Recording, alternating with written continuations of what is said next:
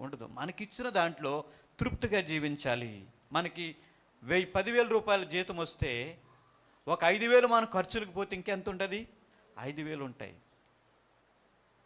5,000లోనే ఒకవేళ ఏదైనా మనం కొనుక్కుంటే ఒక 2,000 పోతే కనీసం 2,000 అయినా మనం ఏం చేయాలి? దాన్ని ఒక నిలవగా మన జీవితాల్లో ఉండాలి.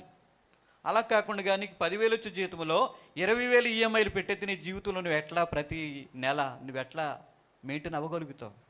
చాలామంది కుటుంబాల్లో సమస్యల కారణము భార్యాభర్తల మధ్య అనైక్యత కారణం ఏంటంటే వారికి వచ్చే ఆదాయం తక్కువ, ఖర్చులు ఎక్కువ, ఈఎంఐలు ఎక్కువైపోతుంటే ప్రతి నెల అక్కడ ఇక్కడ తెచ్చి ఈఎంఐలు కడితే ఏమైపోతుంది? కుటుంబంలో సమాధానం ఉండదు.